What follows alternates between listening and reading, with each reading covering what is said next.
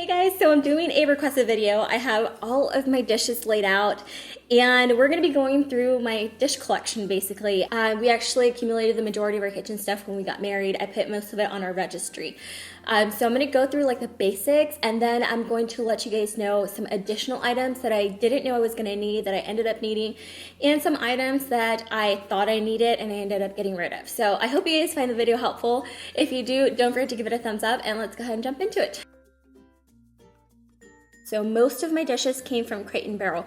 The reason I love shopping there to this day is because they have a lot of the same items that are part of their permanent collection. So if you break something, you can go back and replace it, and it's really, really simple. All my dishes are white because, again, I find them super easy to replace. So back then, I was really into very contemporary, modern-looking items. So I ended up getting the large plates, the smaller plates, and also the bowls. But after having these for 5 years now, I cannot believe we've been married for 5 years, you guys. We had our 5-year wedding anniversary June 1st, and it's still so surreal to me that's how long we've been married for. So these are the ones that we use the most. I've already broken some of these. I've had to replace them, and again, it's super easy to replace them. These, on the other hand, we hardly ever use. I actually ended up using these to serve because they're just way too big. So if you are looking for serving dishes, then I would recommend something this size, but honestly, this size is so impractical. It just takes up more space in your cupboard. You really don't need a plate this big. And then you can get a plate that is in between this size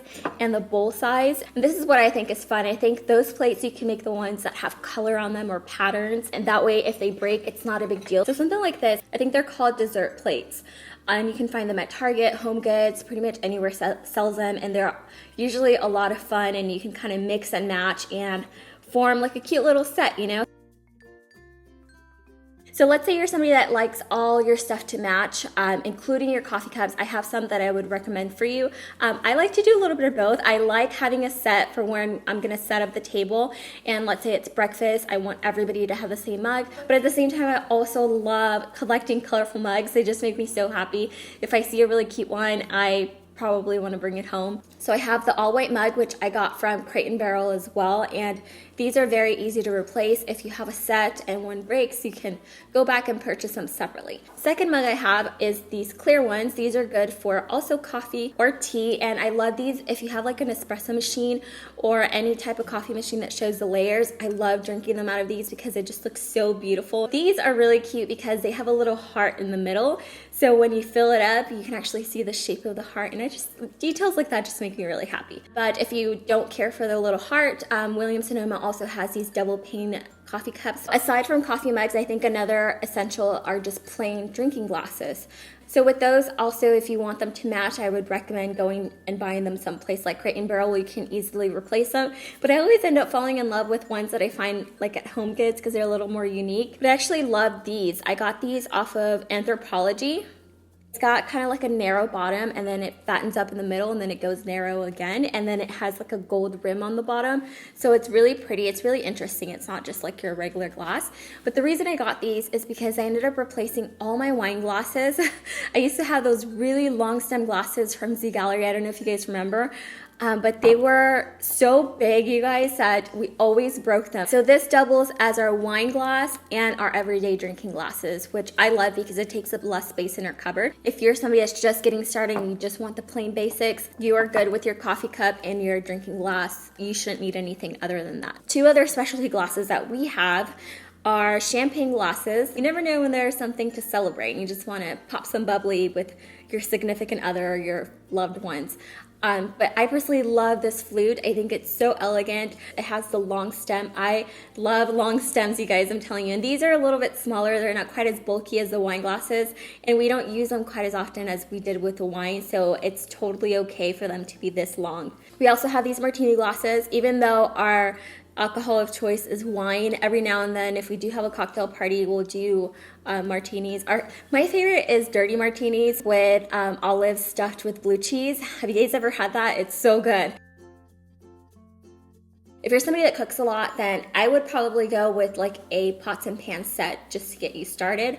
I did that our first time and it worked out beautifully. Something like this from Rachel Ray is really awesome. They have them in so many different colors and they come with everything that you need. If you're somebody that doesn't cook a lot or you just want basics, you don't want all those pots and pans, then the ones I recommend are a non-stick frying pan. Something like this, because this you can use it with everything. You can literally make eggs on it, you can make steak, you can make chicken, you can make rice if you wanted to. I'd also recommend to have something like this, a boiling pan. Maybe something a little bit bigger if it's the only one that you're gonna have. That way you have the flexibility of using it for smaller dishes or larger dishes. You would definitely need something like this to make your pasta, your rice, your beans, anything that requires boiling, any type of stew. You would need something like this. Let's say you already have pots and pans, or you're a little more advanced in the kitchen, or you're looking to treat yourself, or you really love cooking. This is my newest baby. This is a Le Creuset Dutch oven, and I'm in love with it, you guys. So what's special about this pan is that you can make literally anything that you can think of, and you can start it on the stove and finish it off in the oven. So if you're somebody that likes to try new cooking techniques, then this is a really good pan. I also love having this pan whenever I have people over because it retains heat so well that it keeps your food really, really warm for a long time. But again, this is not something that you need if you're just starting off. This is just like an extra item if you want to treat yourself. I'm not gonna go over silverware because that's pretty standard. I just bought a whole set from Crate and Barrel. Okay, so let's talk about cooking utensils. Do you guys like the little cooking thing that I keep it in? I got this at Target, it's so cute. If you have pans that have any sort of non-stick coating on it, like the black pans that I showed you guys earlier, you wanna use cooking utensils that have either plastic or rubber bottom. You don't want to use anything with a metal tip because the metal is going to scrape off all of that non-stick stuff and it'll get all over your food and it'll ruin your pan, so you definitely don't want to do that. The only time you want to use metal is if you have metal cookware or stainless steel or anything like that. All of my spatulas do have a rubber tip on them because I started off with all non-stick cookware. But if you want like the full set, these are the ones that I personally use a lot. I use a ladle for like soup, beans, things like that. And it actually took me a really long time to get one of these because I was like, you know what, I don't need that. I can just use a regular spoon. I finally caved and got one of these because with the spoon, it just took me so long to serve everything. So I definitely recommend a ladle. And these are the ones that I use to serve our food from the pots onto the dishes. Or if I'm serving food like buffet style, I'll put these in the foods. I think these came in a set actually. I got them at HomeGoods. It comes with a spoon, a slotted spoon, which these are really good if you guys boil vegetables or potatoes, and a ginormous fork. I'm gonna insert a clip of the knife set that I have. Instead of buying them individually, we just did one big set, and I love our set. We use every single knife with the exception of this really long one, which I think it's supposed to be to fillet fish, which I have no idea how to do. Maybe that'll be my next adventure, how to fillet fish.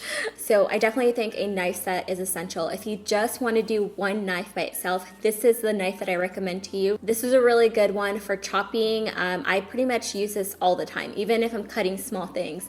If you feel like it's a little too big for you, then just do a smaller version of this type of shape. We did invest in some steak knives.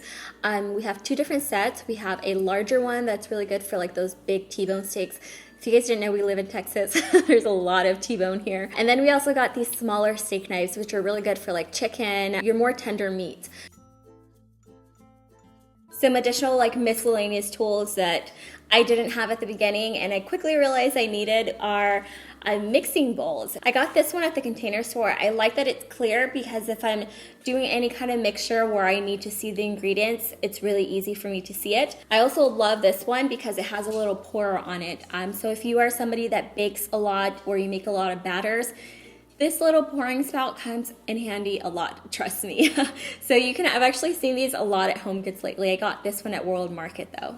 Something that I think is really, really crucial in the kitchen, especially if you do a lot of cooking with raw meat, raw chicken, raw fish, is having two different cutting boards. So I have one plastic one that I use for all of my raw meats, and I just know that that's all I put on it. I never put vegetables.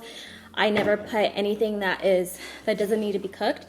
And then a wooden cutting board. It doesn't have to be wooden, this is just my preference, but I like a wooden cutting board for everything else. So for all my vegetables, If I have cooked meat, I'll cut it on here. Aside from being practical, it's going to prevent any type of cross-contamination with raw foods and cooked foods.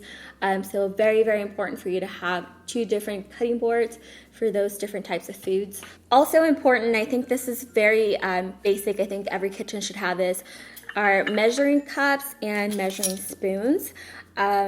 Pretty self-explanatory. I got these from Anthropology back in Christmas, and I just think they're so cute. They're pretty. I love cooking, so I love having gadgets that are colorful and pretty to look at, but you definitely didn't have to do that. These are very, very basic, but they work really well.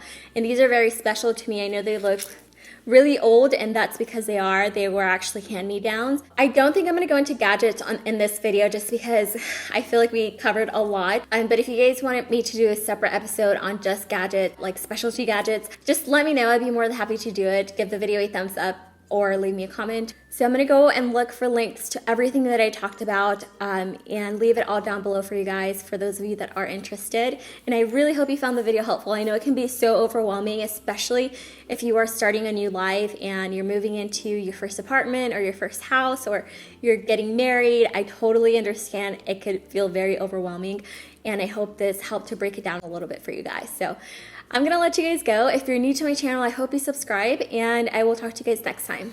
Mwah. Bye.